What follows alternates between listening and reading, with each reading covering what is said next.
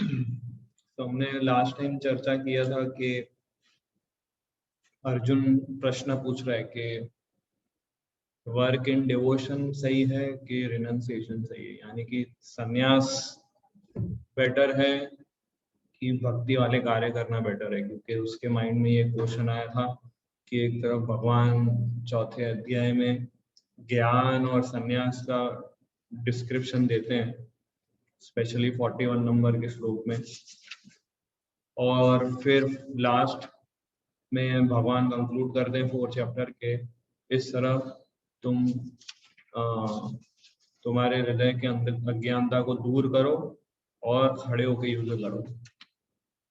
तो अर्जुन फिर से कंफ्यूज हो जाता है कि एक तरफ संन्यास की बात की, दूसरी तरफ फिर मेरे को युद्ध में लड़ा रहे हैं। तो फिर से अर्जुन पूछते हैं कि व्हाट इज बेटर, रिनंसिएशन क्या वर्क इन डिवोशन? तो कृष्णा रेकमेंड करते हैं कि दूसरे अध्याय से छठे अध्याय तक, दूसरे श्लोक से छठे नंबर के श्लोक तक अर्जुन ये रेकमेंड करते हैं कि कृष्णा ये रेकमेंड करते हैं कि कर्म को त्यागना और कर्म को भक्ति भाव से करना दोनों एक ही है, पर दोनों में से बेटर है भक्ति भाव से कर्म करना, यानी कर्म योग क्योंकि वो इजी है। और संन्यास, कर्म से संन्यास ले लेंगे हम, तो हम लोग संन्यास तो ले लेंगे पर हमारा मटेरियल माइंड, हमारे मटेरियल डिजायर्स हमको डिस्टर्ब करेंगे और हमको डेविएट कर सकते हैं गलत एंगेजमेंट्स में, और इस प्रकार से हमारा फॉल डाउन हो सकता है। जो तीसरे अध्याय में भगवान मिथ्याचार शब्द को यूज करते हैं, इसलिए भगवान बोलते हैं कि बेटर कि कर्म करो और उसके रिजल्ट्स मुझे ऑफर करो, ताकि आपका हृदय धीरे धीरे शुद्ध होगा, आपकी भौतिक इच्छा धीरे धीरे शुद्ध होने लगेगी और फिर आप भक्ति योग तक पहुंच सकते हो। तो शुरुआत भगवान करते हैं निष्काम कर्म योग से। तो निष्काम कर्म योग क्या है, मैंने लास्ट टाइम बताया था। आप में से कोई अगर बता सकता है कि व्हाट इज निष्काम कर्म योग? अभी मैंने कुछ एग्जांपल देख के समझाया था उसको,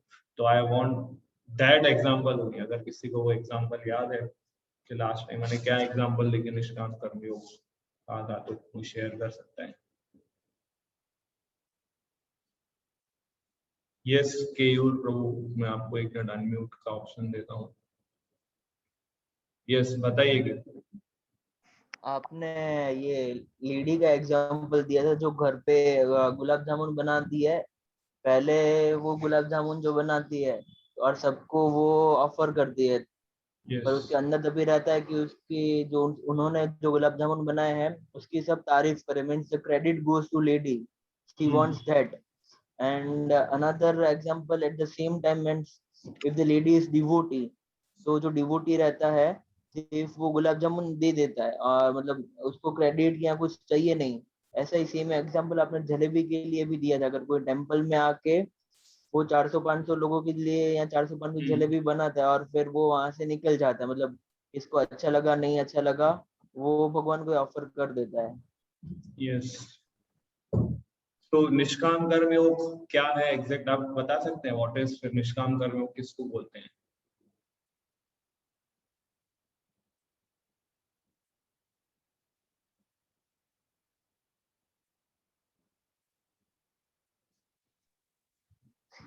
मतलब अपन जो कुछ भी काम कर रहे उसका हम the work we do, it is to be done for Krishna only. मतलब उसका रिजल्ट अपने लिए कुछ होना नहीं है। जो भी रिजल्ट आता है वो अपन भगवान पर ही छोड़ देते हैं, उनकी सेवा में ही लगा देते हैं, उन पर ही छोड़ देते हैं। सो निष्काम मतलब इसका अर्थ ये है कि रिजल्ट की इच्छा रखे बिना कार्य करते रहना, उसको बोलते हैं निष्काम। और उसका अपोजिट है सकाम, कि फल की इच्छा रख के कार्य करना। तो भगवान पहले 6 श्लोक में ये कंक्लूड करते हैं कि निष्काम कर्मयोग इज मोर बेटर देन संन्यास। ये पहले 6 श्लोक में भगवान बोलते हैं। और अभी 7वें श्लोक से लेके 12वें नंबर के श्लोक तक भगवान निष्काम कर्म योग के विषय में भगवान कहेंगे। निष्काम कर्म योग के कैरेक्टरिस्टिक, जो निष्काम कर्म योग करता है उसका क्या कॉन्शियसनेस रहता है, वो किस भाव से कार्य करता है।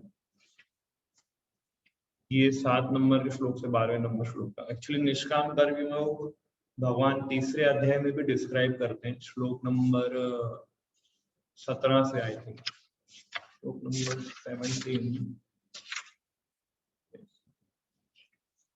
श्लोक नंबर 19,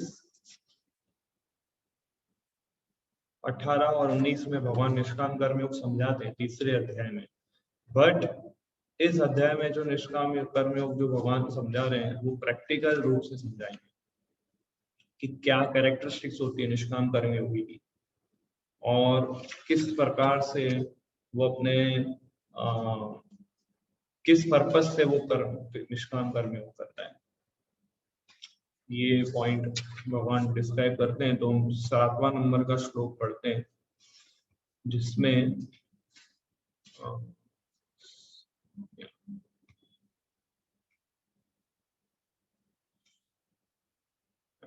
जिसमें भगवान 3 कैरेक्टरिस्टिक्स बताते हैं निष्काम कर्म योग की। यस, पढ़िए 7वां नंबर श्लोक।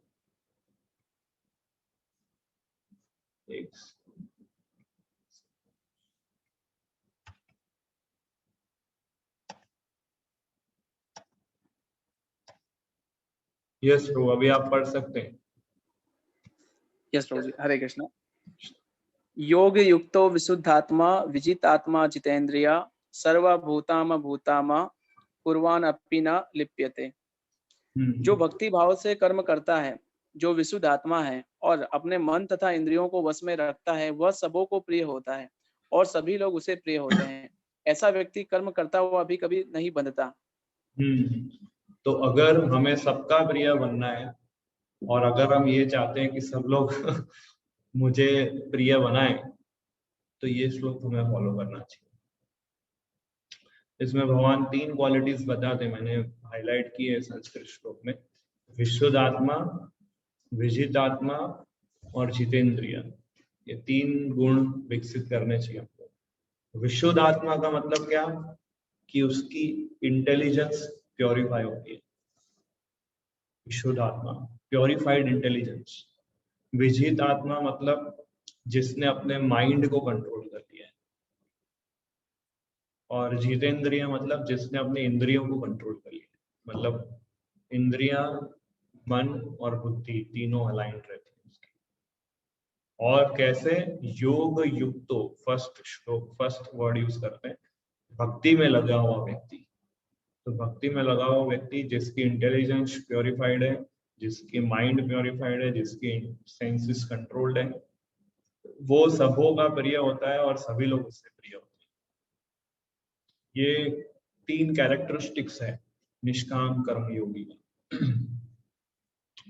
और प्रभुपाद तात्पर्य में भी काफी अच्छे पॉइंट समझाते हैं। वो समझाते हैं कैसे वो व्यक्ति सबका प्रिय होता है और कैसे सब लोग उसे प्रिय लगते हैं।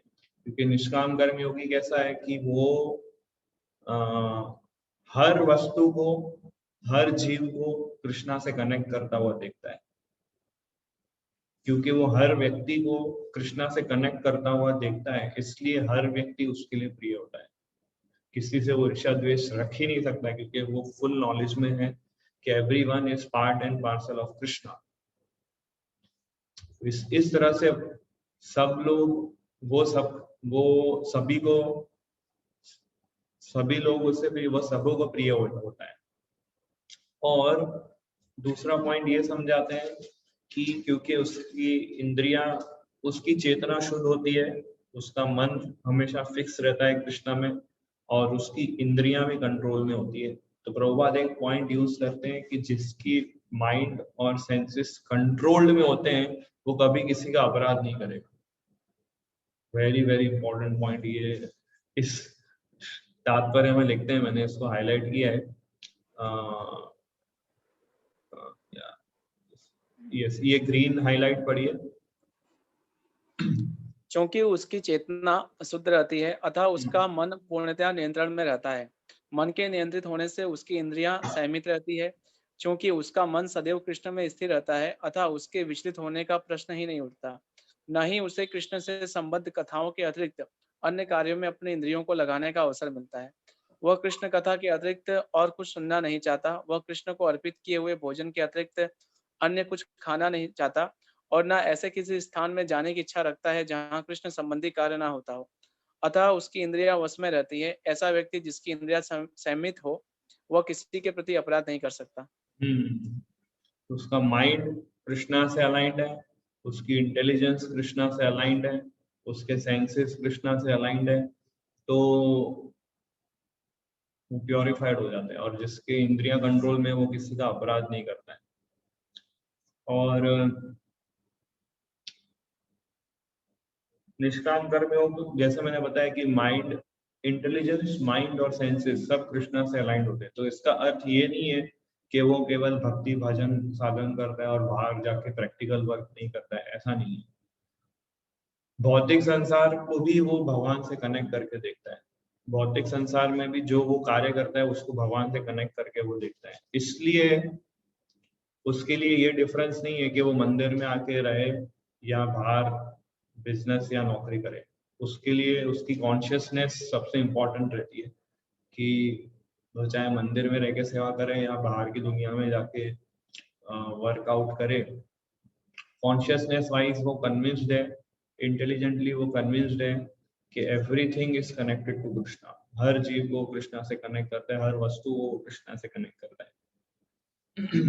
और फिर आगे प्रभुपाद एक अच्छा पॉइंट समझाते हैं कि अर्जुन फिर क्यों दूसरों का युद्ध लड़ रहा था, तो फिर उसने तो सामने वालों को आक्रमण किया था, तो ये एक अपराध नहीं हुआ, ऐसा प्रभुपाद लिखते हैं। तो उसका एक्सप्लेनेशन भी देते हैं। पढ़िए ग्रीन लाइन के बाद वाला। इस प्रकार को ये प्रश्न कर सकता है। इस पर कोई यह प्रश्न कर सकता है, तो फिर अर्जुन अन्यों के प्रति युद्ध में आक्रामक क्यों थे? क्या वह कृष्ण भावना भावित नहीं था? वस्तुतः अर्जुन ऊपर से ही आक्रामक था, क्योंकि जैसा कि द्वितीय अध्याय में बताया जा चुका है, आत्मा के अवैध होने के कारण युद्ध भूमि में एकत्र हुए सारे व्यक्ति अपने अपने स्वरूप में जीवित बने रहेंगे। अतः आध्यात्मिक दृष्टि से कुरुक्षेत्र की युद्ध भूमि में कोई मारा नहीं गया। वहां पर स्थित कृष्ण की आज्ञा से केवल उनके वस्त्र बदल दिए गए। अतः अर्जुन कुरुक्षेत्र की युद्ध भूमि में युद्ध करता हुआ भी वस्तुतः युद्ध नहीं कर रहा था। वह तो पूर्ण कृष्ण भावनामृत के कृष्ण के आदेश का पालन कर रहा था। ऐसा व्यक्ति कभी कर्म बंधन में नहीं बनता। इस प्रकार से ये अर्जुन का एक्सप्लेनेशन देते हैं प्रभुपाद के आत्मा का कभी नष्ट नहीं होता, और क्योंकि वो कृष्णा के ऑर्डर्स को फुलफिल कर रहा था, इसलिए वो ऑफेंसिव नहीं था किसी के प्रति। और कृष्णा ने भी बोल ही दिया था अर्जुन को 11वें अध्याय में कि मैंने ऑलरेडी इन सबको मार दिया। तुम क्रेडिट ले सकते हो और ये पूरा पृथ्वी राज्य को हैंडल कर सकते हो, पृथ्वी राज्य पे रूल कर सकते हो। दो चीजें तुम्हें मिलेगी अगर तुम युद्ध लड़ोगे तो, you will get the credit and you will get the kingdom.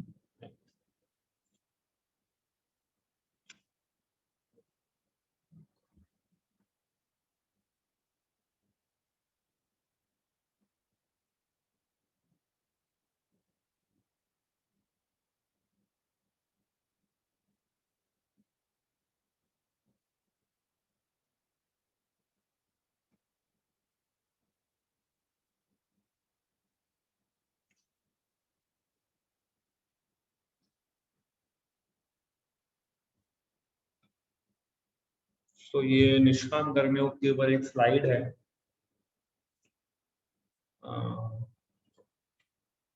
Last time हमने ये सांख्य योग को स्टडी किया था, और जो छठे नंबर के श्लोक तक, जिसमें चौथे और पांचवें श्लोक में भगवान सांख्य योग समझाते हैं, और 7वें श्लोक से निष्काम कर्मयोग समझाते हैं। निष्काम कर्मयोग समरी में देखें तो ये 3 पॉइंट आते हैं। पहला पॉइंट कि उसके पास पूरा नॉलेज होता है कि वो शरीर नहीं है, वो आत्मा है जो भगवान का पार्ट एंड पार्सल है। This is first point. Second, I want to render service to him, कि भगवान की वो सेवा करना चाहता है। और तीसरा, I will work in a detached spirit. Detach spirit मतलब वो फल से आसक्त नहीं होके कार्य करता है। तो ये 3 गुण निष्काम कर्म योगी के हैं। जैसे इसमें आप एग्जाम्पल देख रहे हैं गार्डनर का, ठीक है। अभी जो माली होता है वो क्या करता है कि उसका जो लैंडलॉर्ड होता है वो लैंडलॉर्ड उसको जमीन देता है माली को कि इस पे गार्डन बनाओ। तो माली क्या करता है, उस पे फूल अलग अलग प्रकार के डालता है, उसको उगाता है, उसमें पानी डालता है और सब मेंटेन करता है। और एंड में वो फूल कलेक्ट करके उस लैंडलॉर्ड को देता है। वो खुद अटैच नहीं है फ्लावर्स से, पर वो अटैच्ड है कार्यों से कि उसको फूल उगाने हैं। और फूल सारे इकट्ठा करके वो अपने मास्टर को देता है।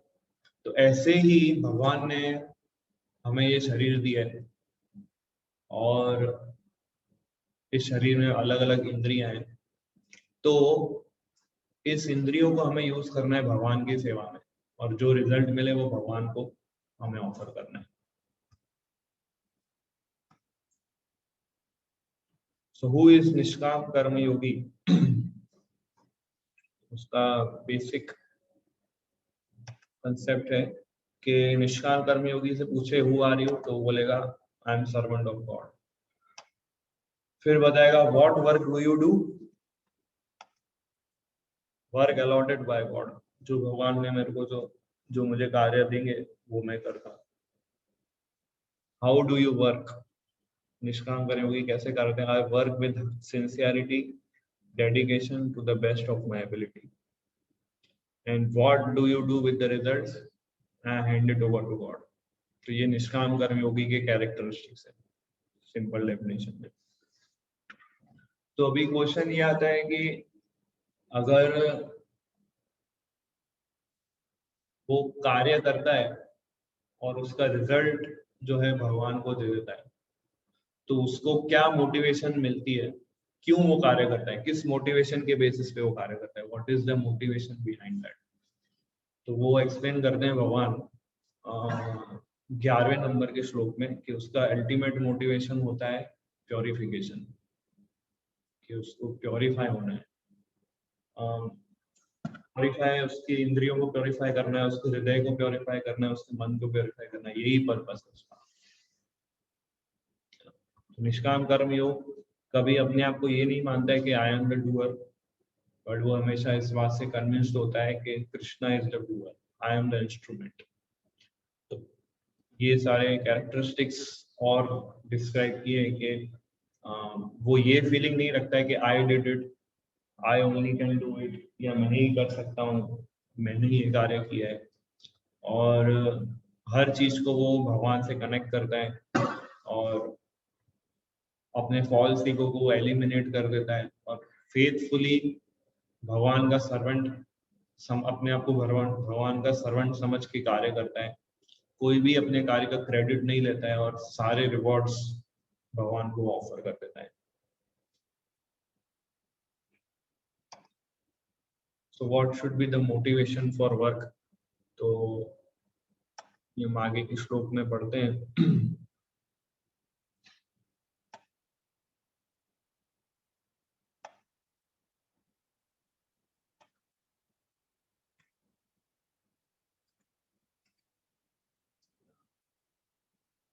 So 8वां और 9वां श्लोक। इस 8वें और 9वें श्लोक में भगवान समझाते हैं कि जिसने दिव्य ज्ञान प्राप्त कर लिया है, चौथे अध्याय वाला दिव्य ज्ञान जिसने प्राप्त कर लिया है और जो ये समझ गया है कि वो ये शरीर नहीं है, आत्मा है, तो वो अपने दिव्य ज्ञान को कैसे प्रस्तुत करता है कार्यों के द्वारा। In other words, how he express that transcendental knowledge through his work. तो 8वें श्लोक और 9वें श्लोक में है। तो 8वें श्लोक 9वां श्लोक पढ़ सकते हैं कि सीधा अनुवाद ही पढ़ते हैं? आई थिंक क्योंकि थोड़ा यस प्रभु जी, पढ़ता हूँ। हाँ, अनुवाद पढ़िए सीधा। श्लोक भी पढ़ूं क्या? हाँ पढ़िए श्लोक, देखिए। नैव Yes. किंचित करोमिति युक्तो मन्यत तत्त्ववित् पाश्यान् सर्वान् स्पृणान् जिग्रहान् आशान् गच्छान् स्वपान् स्वशान् प्रलापान् विसर्जान् ग्रहणान् उन्मिषान् निमिषान् अपि इंद्रियाणि इंद्रियार्थेषु वृत्तान्त इति धारयन्। यस। दिव्य भावनामृत युक्त पुरुष देखते, सुनते, स्पर्श करते, सूंघते, खाते, चलते फिरते, सोते तथा श्वास लेते हुए भी अपने अंतर में सदैव यही जानता रहता है कि वास्तव में वह कुछ भी नहीं करता। बोलते, त्यागते, ग्रहण करते या आंखें खोलते बंद करते हुए भी वह यह जानता रहता है कि भौतिक इंद्रियां अपने अपने विषयों में प्रवृत्त है और इन सबसे पृथक है। तो यहाँ पे 2 कैरेक्टरिस्टिक्स बताया है कि वो सदैव ये जानता है कि वास्तव में वो कुछ भी नहीं करता। नंबर 1 कि वो ये समझ चुका है कि he is not the doer. और दूसरा क्या है कि भौतिक इंद्रियां अपने अपने विषय में प्रवृत्त रहती है और वो उनसे पृथक रहता है, कि इंद्रियां जो अपना कार्य करती रहेगी वो उनसे अलग है, पृथक है, उससे अलूफ है।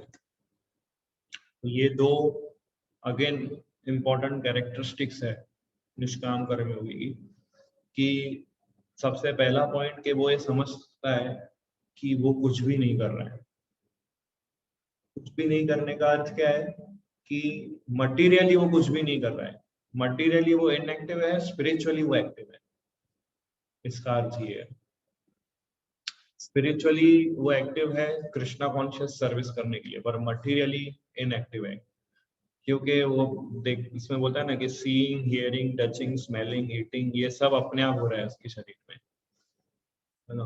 वो अपने आप अब उसका शरीर चलता रह रहा है क्योंकि शरीर इनर्ट है और आत्मा से वो हमेशा एक्टिव है। तो इसलिए वो मोड ऑफ पैशन में नहीं आता है कभी भी, हमेशा ट्रांसेंडेंटल प्लेटफॉर्म पे रहता है।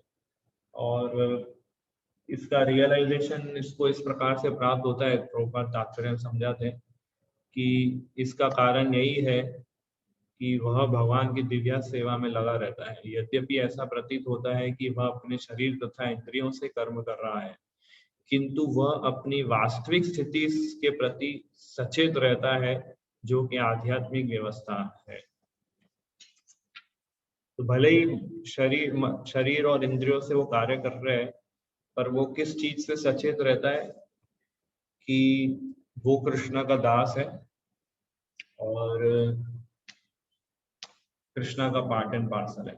तो इसलिए वो कुछ कार्य नहीं कर रहा है भौतिक स्तर पे।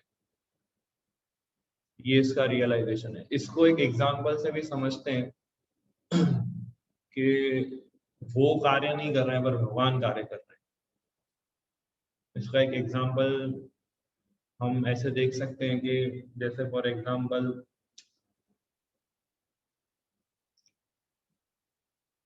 कि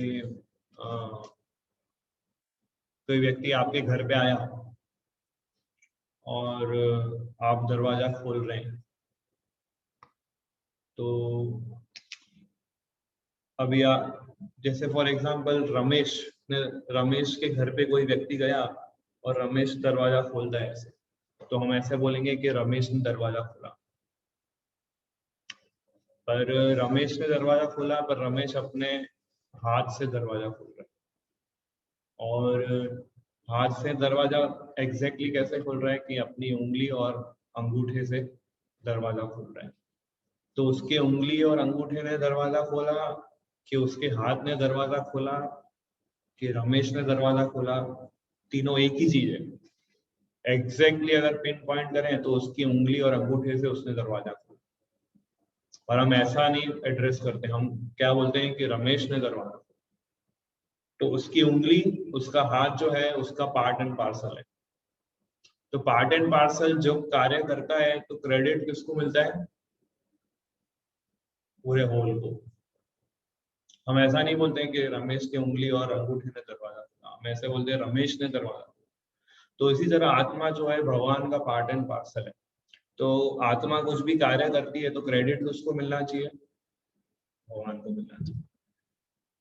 तो इस तरह से जो निष्काम कर्म योगी है वो ऐसे कन्विंस्ड है कि मैं भगवान का पार्ट एंड पार्सल हूँ, मैं कुछ भी कार्य कर रहा हूँ वो मैं नहीं कर रहा हूँ, एक्चुअली मैं वो भगवान हूँ। जैसे दरवाजा जो है रमेश खोल रहा है, पर किसके द्वारा वो खोल रहा है? उंगली और हाथ से खोल रहा है।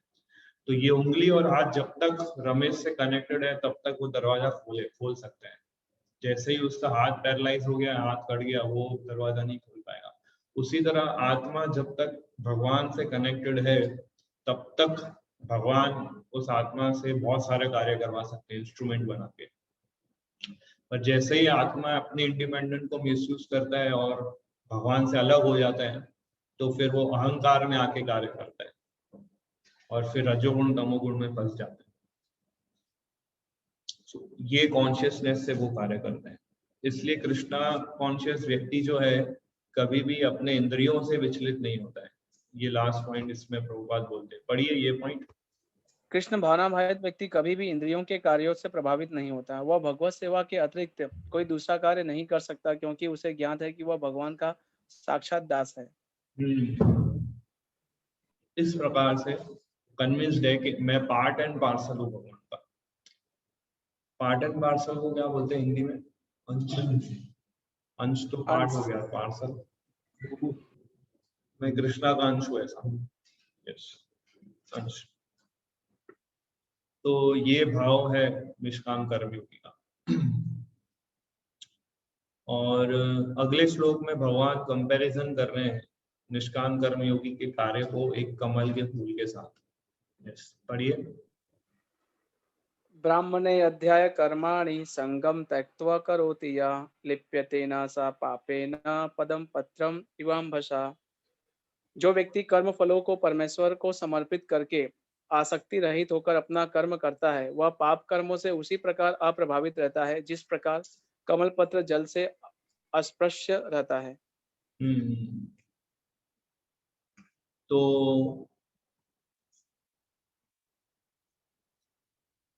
अपने कार्यों से वो आसक्त नहीं रहता, आसक्त रहित लिखा है इसमें।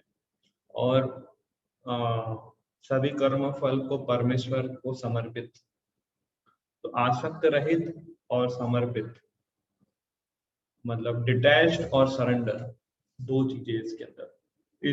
ये भी एक कॉन्शियसनेस है निष्काम कर्मयोगी। तो कई सारे कैरेक्टरिस्टिक्स भगवान इस सेक्शन में बता रहे हैं 7वें नंबर के श्लोक से 12वें नंबर के श्लोक तक। समर्पित और आसक्ति रहित, ये दो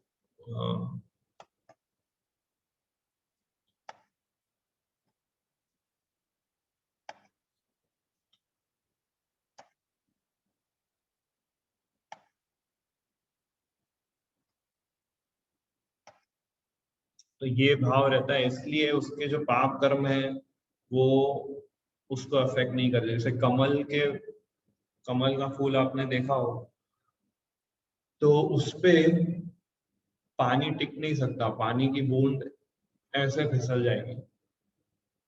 तो पानी की बूंद कमल के पत्ते के ऊपर कभी भी लंबे समय तक रहती नहीं, वो आसानी से नीचे गिर जाती है।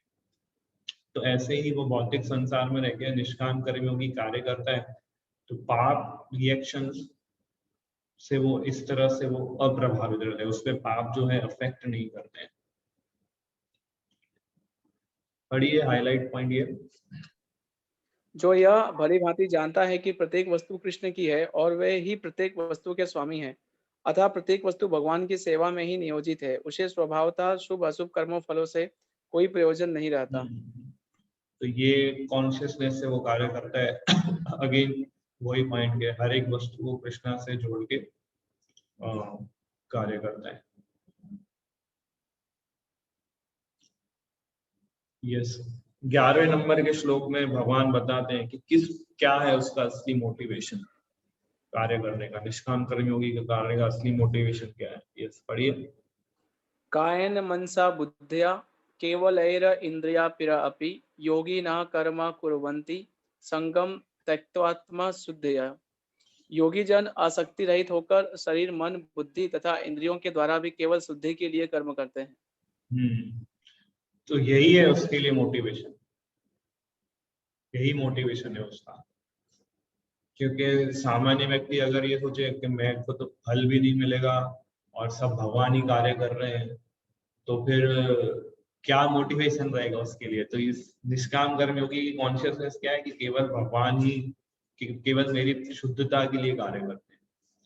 इसलिए हम जब भी अपने जॉब कर रहे हैं या अपना बिजनेस कर रहे हैं, अपनी पढ़ाई कर रहे हैं, कुछ भी आप लोग कर रहे हैं, तो आपका अल्टीमेट पर्पस ये होनी चाहिए फॉर माय प्योरिफिकेशन, कि मैं कृष्णा की प्रसन्नता के लिए कर रहा हूँ ताकि मेरा हृदय अल्टीमेटली प्योरीफाई हो जाए।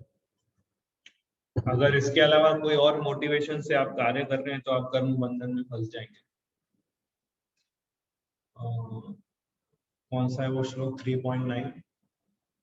विष्णु के लिए कार्य करना चाहिए, यज्ञार्थ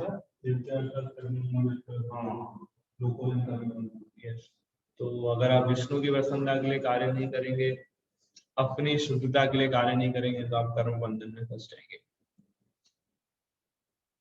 और इससे रिलेटेड एक एग्जांपल है कि एक फार्मर होता है, वो बहुत मेहनत करता है और थक जाता है और भगवान को बोलता है, भगवान बहुत मैं थक गया हूँ, बहुत काम करना पड़ता है मेरे को। तो अचानक भगवान उसके सामने प्रकट हो जाते हैं तो बोलते क्या काम कर रहे हो तुम? बोला मेरे को इतना सारा मेहनत करना पड़ता है। तो भगवान बोलते हैं कि तुमको बीज कौन देता है? बोले आप देते हैं। तुमको पृथ्वी किसने दी? बोला आपने दी। बारिश कौन देता है? बोला आप देते हैं। जो बीज में जो कैपेसिटी है कि उसमें से अनाज उगे, वो कैपेसिटी बीज में किसने डाली? बोला आपने डाली। तो फिर भगवान पूछते तो फिर क्या कार्य कर रहे हो? फार्मर बोलता है कि मैं तो खाली बीज को बो रहा हूँ बस।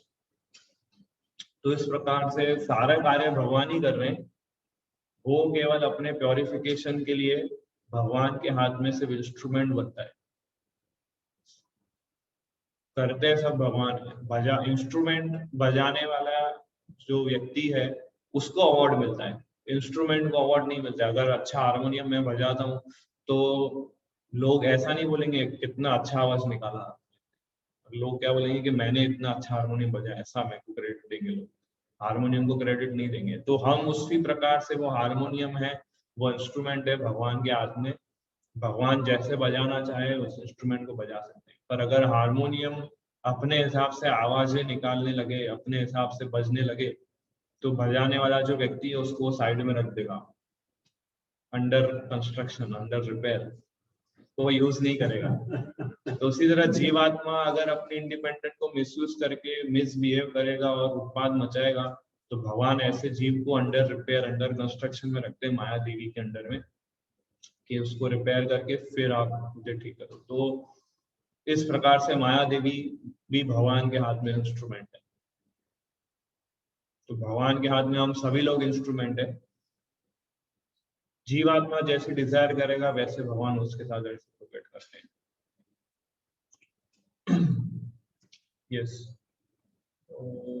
पढ़िए ये पॉइंट हाईलाइट। वह स्वयं कृष्ण का है और उसका यह शरीर भी कृष्ण की संपत्ति है। जब वह शरीर, मन, बुद्धि, वाणी, जीवन, संपत्ति आदि से उत्पन्न प्रत्येक वस्तु को जो भी उसके अधिकार में है कृष्ण की सेवा में लगाता है, तो वह तुरंत कृष्ण से जुड़ जाता है। वह कृष्ण से एक रूप हो जाता है और उस अहंकार से रहित होता है जिसके कारण मनुष्य सोचता है कि मैं शरीर हूँ। यही कृष्ण भावनामृत की पूर्ण अवस्था है। तो फॉल्स ईगो को ओवरकम कर सकता है अपने। कैसे अपने फॉल्स ईगो को ओवरकम करता है? कि अपने body, mind, intelligence, words, life, wealth, सबको कृष्णा की सेवा में लगा देता है। और इस बात से वो कन्विंस रहता है कि ये बॉडी भी उसका नहीं है, बॉडी भी कृष्णा का है, इसलिए वो कृष्णा की सेवा में उसको यूज करना चाहिए। तो इस प्रकार से जो अहंकार है कि मैं ये शरीर हूँ और मैं सब कुछ कर सकता हूँ, उसको वो इजीली ओवरकम कर सकता है। एक्चुअली निष्काम कर्मयोगी अपने अहंकार को दूर करने का प्रयास नहीं करता है, उसका फोकस सिर्फ एक ही रहता है कि कृष्णा की सेवा करनी है, तो अपने आप उसका अहंकार नष्ट हो जाता है। तो ये भाव से, इस तरह उसका अहंकार नष्ट होता है। स्पेशली अहंकार को ओवरकम करने के लिए वो मेहनत नहीं करता है। और 12वें नंबर के श्लोक में भगवान पूरा समरी समझाते हैं। जो अभी तक निष्काम कर्मयोग के विषय में समझाया, तो पूरा समरी 12वें श्लोक में बोलते हैं। पढ़िए 12वां श्लोक। युक्त कर्म फलम त्यक्त्वा शांति माप्नोति नैष्ठिकम् अयुक्त काम कारेण फले सक्तो निबध्यते। निश्चल भक्त शुद्ध शांति प्राप्त करता है क्योंकि वह समस्त कर्म फल मुझे अर्पित कर देता है। किंतु जो व्यक्ति भगवान से युक्त नहीं है और जो अपने श्रम का फल कामी है वह बंध जाता है। तो जो भक्त अपने सारे कार्यों को मुझे अर्पित करता है वो शुद्ध शांति को प्राप्त करता है, और जो मुझसे कनेक्ट नहीं है वो कर्म बंधन में फंस जाता है। मीन्स ओवरऑल समरी दिया भगवान ने। तो इसका परपोर्ट काफी अच्छा लिखते हैं प्रभुपाद। पढ़िए इसका पूरा परपोर्ट, तात्पर्य। एक कृष्ण भावनाभावित व्यक्ति तथा एक देहात्म बुद्धि वाले व्यक्ति में यह अंतर है कि पहला तो कृष्ण के प्रति आसक्त रहता है, जबकि दूसरा अपने कर्मों के फल के प्रति आसक्त रहता है। जो व्यक्ति कृष्ण के प्रति आसक्त रहकर उन्हीं के लिए कर्म करता है वह निश्चय ही मुक्त पुरुष है और उसे अपने कर्म फल की कोई चिंता नहीं होती। भागवत में किसी कर्म के फल की चिंता का कारण परम सत्य के ज्ञान के बिना द्वैत भाव में रहकर कर्म करना बताया गया है। कृष्ण फिर श्री से भगवान पढ़िए ये लाइन, ये भागवत में किसी कर्म के फल की चिंता का कारण परम सत्य के ज्ञान के बिना द्वैत भाव में रहकर कर्म करना बताया गया है। तो चिंता हमें क्यों होती है? जब हम ये समझते हैं कि ये वस्तु कृष्णा से कनेक्ट नहीं है। जैसे ही हमारे मन में ये विचार आता है कि ये वस्तु कृष्णा से कनेक्ट नहीं है या कृष्णा से अलग होकर हम उस वस्तु को देखते हैं, जैसे ही तुरंत चिंता हमारे मन के अंदर आ जाती है। पर अगर हम हर चीज को, हर वस्तु को, हर व्यक्ति को, हर सिचुएशन को कृष्णा से कनेक्ट करके देखेंगे तो एज पर श्रीमद् भागवतम हमें चिंता नहीं है। यस, कृष्ण से भगवान है। कृष्ण भावनामृत में कोई द्वैत नहीं रहता। जो कुछ विद्यमान है वह कृष्ण की शक्ति का प्रतिफल है और कृष्ण सर्वमंगलमय है। अतः कृष्ण भावनामृत में संपन्न सारे कार्य परम पद पर हैं, वे दिव्य होते हैं और उनका कोई भौतिक प्रभाव नहीं पड़ता। इस कारण कृष्ण भावनामृत में जीव शांति से पूरित रहता है। किंतु जो इंद्रिय तृप्ति के लिए लाभ के लोभ में फंसा रहता है उसे शांति नहीं मिल सकती। यही कृष्ण भावनामृत का रहस्य है। यह अनुभूति कि कृष्ण के अतिरिक्त कुछ भी नहीं शांति तथा अभय का पद है। तो कृष्णा भावनामृत का रहस्य बता दें। The secret of Krishna consciousness is के कृष्णा के अतिरिक्त कुछ भी नहीं है और शांति तथा अभय का पद है। पीसफुलनेस और फियरलेसनेस का प्लेटफॉर्म है। अब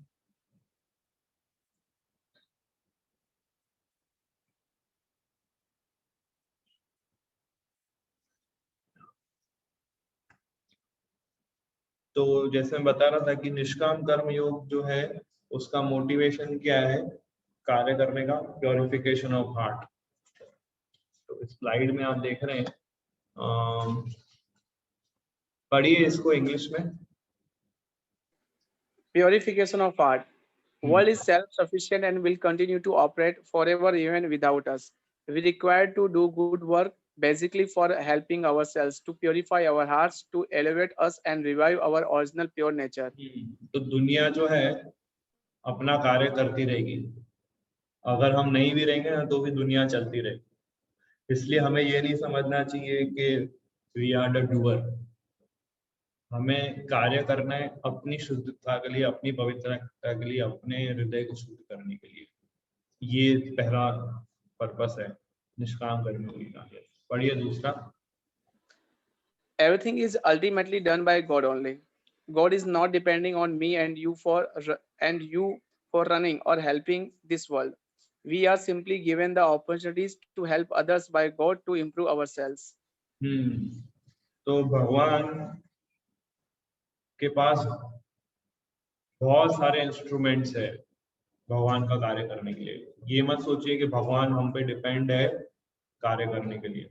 भगवान तो स्वराट है, भगवान इंडिपेंडेंट है ना, तो वो मेरे या आपके ऊपर डिपेंड नहीं है दुनिया को चलाने के लिए। बहुत सारे लोग हैं जो दुनिया, जिसके द्वारा भगवान अपने अनेकों कार्य कर सकते हैं।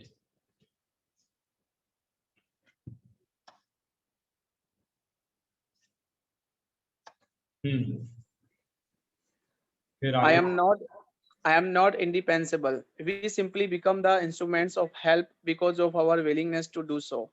Even if you are not willing to become the instrument, God has thousands of others means to provide help to somebody if he so desires.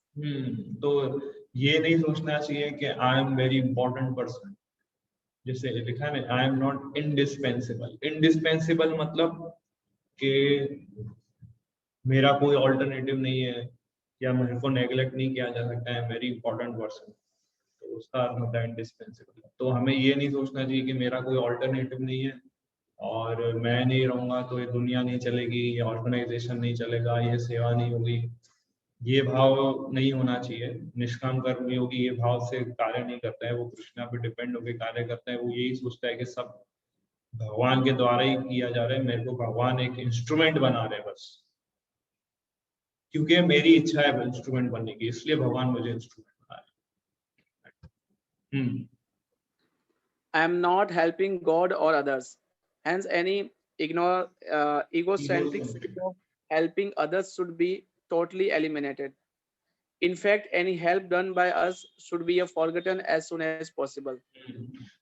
ये भी नहीं सोचना चाहिए कि मैं भगवान की मदद कर रहा हूँ या दूसरों की मदद कर रहा हूँ सेवा करके, कार्य करके, तो ये भी ईगोसेंट्रिक फीलिंग है।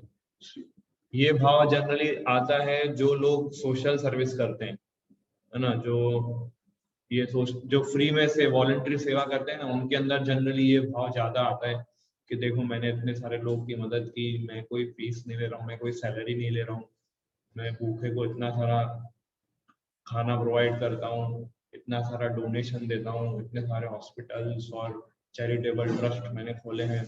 तो उनके अंदर हमें बाहर से ऐसा दिखेगा कि ये लोग तो फ्रूट्स के पीछे है ही नहीं, बट उनके अंदर ये फ्रूट रहता है कि I have done something for others, मैंने दूसरों की मदद की, मैंने इसको मेंटेन किया और मैं उसकी कोई सैलरी भी नहीं रहा हूँ, रादर मैं डोनेट दे रहा हूँ। तो ये ईगोसेंट्रिक फीलिंग जनरली आ जाती है।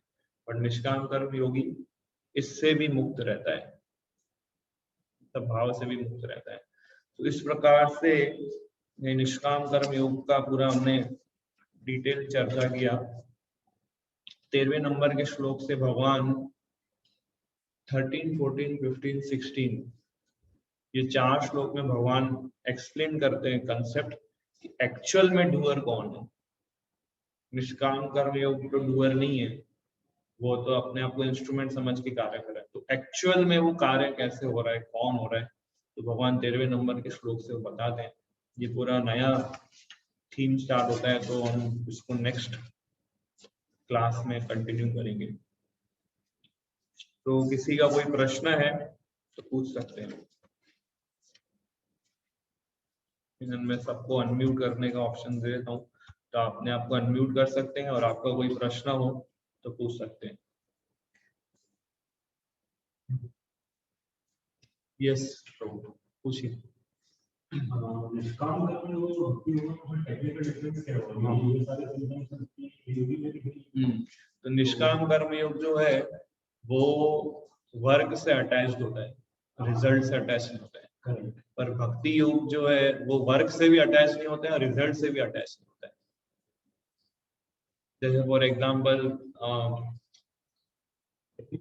काम कर्म योग हर वर्क से अटैच नहीं हो सकता, उसका अपना स्पेशलाइजेशन होगा। हाँ करेक्ट। लेकिन भक्ति योग तो किसी वर्क से अटैच नहीं है। भक्ति योग किसी वर्क, हाँ ये डिफरेंस है दोनों। लेकिन इस तरह का जो अभी डिस्क्रिप्शन देखा है इसका जो इसके साथ में होता है, तो इसको देख के मुझे लगता है कि कोई भी वर्क को कर रहा है उसकी मानसिकता से हम डू और हम जो कंट्रोल हम तो कंट्रोल कर। यस तो कोई भी वर्क अगर वो कर रहा है स्पेशलाइजेशन है या नहीं, तब भी उनके निष्काम करने होंगे वहां जैसे तो वो भक्ति योग में आ जाता है। भक्ति योग आ गया। और मुझे थोड़ा बहुत डिटेल इसको समझना है कि हर कर्म को भगवान को अर्पित कैसे करना है। मतलब ऑफ कोर्स अगर वर्किंग फेज में कोई है तो उसके लिए समझना जो भी आ रहा है उसमें से कुछ यस लेकिन फिर बहुत सारी सटल चीजें भी हैं तो जनरली हम लोग रश्मि तो हर सारे वॉलंटियरली हम लोग कर रहे हैं लेकिन फिर जो भी मैं कर रहा हूँ उसको कैसे मैं ऑफर कर रहा हूँ किस तरह कनेक्ट करूँ हाँ कि मैं अर्पित कर रहा तो हूँ जैसे फॉर एग्जांपल मैंने लोन लिया है, ठीक है, बैंक से, और फिर मेरे को हर समय हर महीने उसका क्या बोलते हैं वो EMI हर समय उसका EMI पे करना होता है, ठीक है। तो मैं फ्रूट्स किसको दे रहा हूँ? बैंक को दे रहा हूँ, है ना। जो मैं लोन भर रहा हूँ मेरे को EMI तो देना ही है, ठीक है। तो मैं जब वर्क करता हूँ तो ये पर्पस से वर्क कर रहा हूँ कि मेरे को EMI पे करना है, मुझे EMI पे करना है, नहीं तो बैंक वाले आके मेरे को प्रश्न पूछेंगे, बैंक वाले मेरे ये चीज को सील कर देंगे, बैंक वाले मेरे घर को गिरवी में रख देंगे। इसलिए मेरे को हार्ड वर्क करना है, क्यों? क्योंकि मुझे EMI पे करना है। तो प्रैक्टिकली इस सिचुएशन में क्या हो रहा है कि मेरी रिमेम्बरेंस पूरी वो EMI वाले आदमी को याद करते करते मैं कार्य कर रहा हूँ, क्योंकि मुझे फ्रूट्स वो EMI वाले आदमी को देना है, ठीक है। तो जहां पे फ्रूट्स की बात आती है ना, वहां पे रिमेम्बरेंस होता है, ये कंसेप्ट है। अगर मैं फ्रूट्स भगवान को मुझे ऑफर करने ये पर्पस से करूंगा ना, तो ही मेरे कार्य में मेरे को भगवान याद आएंगे। जैसे मैं वर्क कर रहा हूँ क्योंकि आई हैव टू पे EMI टू दैट पर्सन, इसलिए वर्क के दौरान मेरी कॉन्शियसनेस में वो व्यक्ति घूमेगा, क्योंकि मुझे फ्रूट्स उसको ऑफर करना है। जिसको हम फ्रूट्स ऑफर करेंगे वही व्यक्ति मेरे कॉन्शियसनेस में रहेगा जब मैं वर्क करूंगा। ये तो इस प्रकार से जब भी अगर हम जेन्युइनली फ्रूट्स कृष्णा को ऑफर करेंगे, तो हम जब वर्क करेंगे तभी भी उस समय भी हम कृष्णा को याद कर पाएंगे, अदरवाइज वेरी डिफिकल्ट। इसलिए कृष्णा फ्रूट्स क्यों मांग रहे हैं हमसे? बिकॉज वो चाहते हैं कि हम उन्हें ही याद करें। उनको फ्रूट से भी अटैच नहीं है, कृष्णा भी फ्रूट से अटैच नहीं है। वो EMI वाला अपनी EMI से अटैच होगा, बट कृष्णा अपने किसी भी फ्रूट से अटैच नहीं है। वो एक ही चीज से अटैच है कि वो व्यक्ति हमेशा मेरा स्मरण करे, इसलिए वो फ्रूट्स की डिमांड कर रहे हैं पूरे गीता में। Give me fruits, give me fruits, give me fruits. क्यों? उसका हिडन एजेंडा ये है कि वो व्यक्ति मुझे ही याद करे कार्य करते समय। नहीं तो सीधा वो बोल सकते हैं कि मैया सकता मना बार था, सीधा बोल ही रहे हैं, पर पता है कृष्णा को कि ऐसा डायरेक्ट नहीं कर पाएंगे, इसलिए फ्रूट्स दो तो मैया सकता धीरे धीरे आएगा प्लेटफॉर्म। तो भक्ति योगी की रिमेम्बरेंस उसमें जो सुप्रीम लॉर्ड है और निष्काम कर्म योगी की रिमेम्बरेंस, यस यस। तो जब जो प्योरीफाई हो जाता है तो भक्ति योग में शिफ्ट हो जाता है। यस। और ये ट्रांजिशन पीरियड किस पे डिपेंड करता है? इंटेंसिटी पे, इंटेंसिटी पे, एसोसिएशन पे, और कॉन्शियसनेस किस उसकी साधना भी है, क्योंकि निष्काम कर्म योगी अपना साधना भी प्रैक्टिस करता है, हियरिंग, रीडिंग, चैंटिंग, ये सब भी इफेक्ट करती है उसको, उसके कॉन्शियसनेस को धीरे धीरे एलिवेट करने में। निष्काम कर्म योग कैसा है कि वो सर्विस से अटैच्ड है, सर्विस से अटैच, पर भक्ति योग तो सर्विस से भी अटैच नहीं होता है जो। इसलिए कृष्णा अल्टीमेटली अर्जुन को वो स्टेज पे लेके आते, करिष्येत वचनं तव, आप जो बोले वो मैं करूंगा। आप बोले युद्ध लड़ो तो मैं लड़ूंगा, आप बोले युद्ध नहीं लड़ना है तो मैं नहीं लड़ूंगा। तो पहले उसको निष्काम कर्म योग सिखा रहे हैं, और धीरे धीरे उसकी कॉन्शियसनेस एलिवेट करके कृष्णा 18 चैप्टर में अर्जुन को ऐसे स्टेज पे लेके आते हैं कि अर्जुन खुद बोलता है कि अभी आप जो बोलो वो मैं करूंगा। तो this is the whole series of conscious development हो रहा है। एवरी चैप्टर में उसका कॉन्शियसनेस का एलिवेशन हो रहा है। Yes yes yes. ये मैंने, आप बिलीव नहीं करोगे, ये प्रभुपाद लेक्चर का पॉइंट है। यस, फिफ्थ चैप्टर में fifth chapter. Correct. So we have to अभी हम प्रभुपाद के लेक्चर्स को ध्यान से नहीं सुनते, बट कभी कभी वो ऐसा पॉइंट बोलते हैं ना कि पूरा कंसेप्ट बदल देता है. मतलब फीलिंग बहुत बड़ा शेप. यस यस, और प्रश्न पूछिए. यस केवल प्रभु. प्रभु जी 2 क्वेश्चन थे. यस, मतलब एक हेल्थ से रिलेटेड और दूसरा वेल्थ से रिलेटेड. जो हेल्थ और वेल्थ, क्या बात है. हाँ यस. हाँ, तो अभी कैसा हुआ था, मैं अभी बाहर था जहाँ मतलब रूम में हम लोग दोनों साथ में थे. तो उसको अभी पॉजिटिव आया 30 अप्रैल को, 30 मार्च को, सॉरी. तो फिर मुझे 14 दिन तो मुझे वही टेंशन था कि भाई मेरे को ठीक होगा. मेरे को सिम्टम्स तो कुछ थे नहीं और उसको भी सिम्टम्स थे नहीं. उसको असिम्टोमेटिक पॉजिटिव आया था. मेरे को पर वही टेंशन था कि भाई मेरे को ना असिम्टोमेटिक हो जाए, ना असिम्टोमेटिक हो जाए. एक तो ये हेल्थ से रिलेटेड जो अपना टेंशन जो है वो अपन कैसे दूर कर सकते हैं कि भाई अपन टेंशन ना ले, जो होगा तो देखा जाएगा. एक्चुअली वो थोड़ा डिफिकल्ट है क्योंकि हम अभी भी बॉडीली कंसेप्ट में हैं. हम अभी भी हाँ. शरीर के अवस्था में जी रहे हैं. तो क्या है, हम हर समय अभी हम इस स्टेज पे नहीं है कि हम टोटली बॉडी को इग्नोर कर दें और आत्मा के प्लेटफॉर्म पे आ जाएं. इसलिए शुरुआती स्टेज पे हमें कुछ प्रैक्टिकल स्टेप्स लेने होते हैं. जैसे फॉर एग्जांपल आप ये कोरोना का बता रहे हैं, तो आपको हमें कुछ प्रैक्टिकली इस पे कार्य करने होते हैं, मेडिसिन लेने होते हैं, क्वारंटाइन में रहना होता है और बहुत सारी चीजें जो हम करते हैं. तो वो सब हमें करना चाहिए, वो गलत नहीं है. It is not wrong. भक्त जो होता है वो विनम्र होता है पर मूर्ख नहीं होता है, वो प्रैक्टिकल होता है ना. इसलिए जब जो चीज की आवश्यकता है उसको वो कार्य करता है. वो अपन ने किया, पर तो भी अगर मेरे को मतलब मेरे को टेंशन अगर इग्नोर करना कि भाई हाँ जो होगा सो देखा जाएगा, वो मेरे को स्टेज पर आना है तो मेरे को क्या करना पड़ेगा, मतलब उसके लिए मैं क्या कर सकता हूँ. कोई टेंशन ना हो. मैं क्वारंटाइन था मैं, और दवाई भी मेरी अभी चालू है. मतलब दवाई अब तो चालू नहीं, अब तो जरूरत नहीं है, पर तो भी उस लास्ट वीक में वो थोड़ा सा टेंशन था, वो अपने को कैसे टॉलरेट करना चाहिए. तो यही समझना चाहिए कि हर परिस्थिति को आप, जैसे मैंने बताया कि चिंता का मुख्य कारण क्या है कि जब हम चीजों को कृष्णा से कनेक्ट करके नहीं देखते तभी चिंता आती. कोई भी चिंता हमारे जीवन में आ रही है तो इसलिए आ रही है क्योंकि हम उस चीज को कृष्णा से कनेक्ट करके नहीं देख रहे हैं, उस चीज को कृष्णा से अलग करके हम देख रहे हैं. ये श्रीमद् भागवतम का सिद्धांत है. तो इसलिए हेल्थ का ये चिंता हो रहा है हमको अगर, तो हमें ये समझना चाहिए कि हम अभी भी ये समझ रहे हैं कि हम ये शरीर है और ये शरीर मेरा है, ये शरीर कृष्णा का नहीं है. इसलिए ये शरीर को मुझे अपनी सेवा में लगाना है, कृष्णा की सेवा में नहीं लगाना है. इसलिए चिंता आती है. पर मैं ये सोचूंगा कि ये शरीर कृष्णा का गिफ्ट है, इसको मुझे कृष्णा की सेवा में लगाना है, तो मैं चिंता रहित, आसक्त रहित होकर इस शरीर को मेंटेन करूंगा.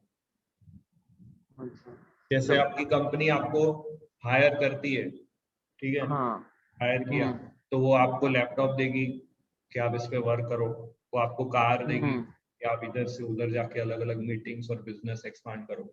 तो आप उस लैपटॉप को और उस कार से अटैच नहीं रहोगे क्योंकि आपके माइंड में क्लियर है कि ये मेरे बॉस का है, उन्होंने मुझे दिए. तो आप उसको कैसे मेंटेन करोगे, बस वैसा आपको इस शरीर को मेंटेन करना है. कृष्ण ने आपको ये शरीर दिया है तो इसको यूज करना है कृष्णा की सेवा के लिए. जैसे आप लैपटॉप और आपकी गाड़ी को यूज कर रहे हो आपकी बॉस की सर्विस के लिए, कंपनी को एक्सपांड करने के लिए, समझे आप. तो इस प्रकार से शरीर को हमें यूज करना है. ओके. अभी वेल्थ के रिलेटेड मतलब पैसों के अगर मैं पूछता हूँ मैं आपको, जैसे कैसे अभी मैंने कुछ रिनोवेशन की घर पे कुछ खर्चा वगैरह करवाया, तो उसमें मैंने जितना खर्चा किया उसको मेरे को सेटिस्फैक्टरी रिजल्ट मिला नहीं है. जैसे मैंने इंसान अच्छा नहीं मिला. उसने चोरी वगैरह की, वो हम घर पे किसी को पता नहीं चल रहा था. जैसे उसे 10 बैग सीमेंट की चाहिए थी तो उसने मंगाई 15 और 5 वो यूज करते मतलब चोरी करके चला गया, वो हमें बाद में पता चला है.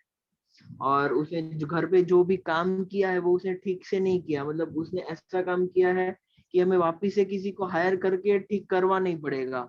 अभी 50-60 हजार का खर्चा हुआ, उसके सामने और थोड़ा सा खर्चा होगा, तो ये टेंशन हो जाता है कि भाई हमको फाइनेंशियल लॉस भी हुआ. तो ये टेंशन से हम कैसे ऊपर आ सकते हैं. इसके लिए थोड़ा इसका कुछ कई बार चीजें कॉमन सेंस और गुड एडवाइस से हम सॉल्व कर सकते हैं कई सारी समस्याओं को। अगर आप अच्छी एडवाइस किसी से लेंगे जो एक्सपीरियंस्ड है इस फील्ड का, और कई बार हम जस्ट सिंपल कॉमन सेंस को यूज करेंगे, तो ये सब छोटी मोटी चीजों को हम इजीली सॉल्व कर सकते हैं। तो आई थिंक ये जो प्रश्न है आपका, इसमें कुछ एक्सपर्ट एडवाइस की जरूरत रहती है कि जो भी आपने वर्क करवाया अपने घर में, तो इसका कोई एक्सपर्ट व्यक्ति हो जो इसमें आपको अच्छी गाइडेंस दे सके, तो वो आपको ज्यादा बेटर हेल्प कर पाएगा इस विषय पर। इसका कोई भगवत गीता से या फिलोसॉफी से कोई कनेक्शन नहीं है। नहीं, कनेक्शन बस ये कि भाई अपने को टेंशन जो होता है कि भाई अपना वेस्ट हो गया, अपना कई बार टेंशन, कई बार चिंता और टेंशन हमें इसलिए भी आती है क्योंकि हमें उस चीज का नॉलेज नहीं होता है। हाँ, इग्नोरेंस कभी कभी चिंता का कारण बन जाती है। तो कई बार इग्नोरेंस को दूर करने के लिए हम किसी एक्सपर्ट का एडवाइस लेते हैं ना, तो हम चिंता से मुक्त हो जाते हैं।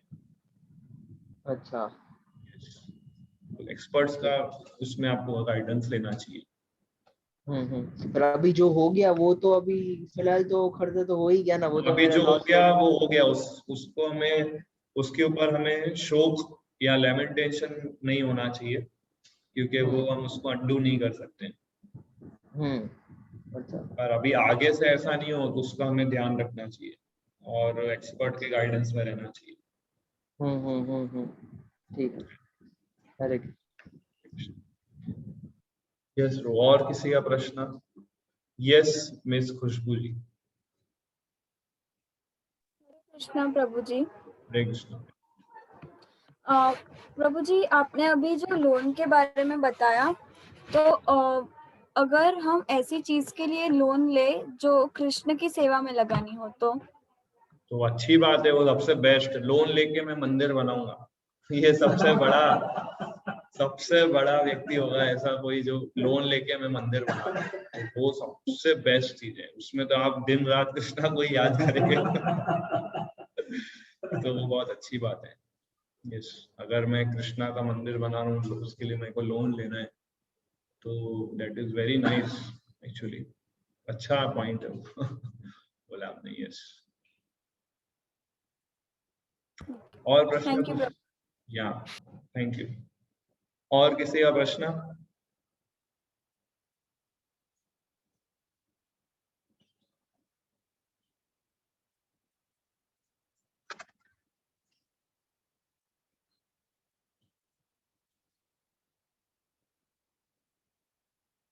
No questions.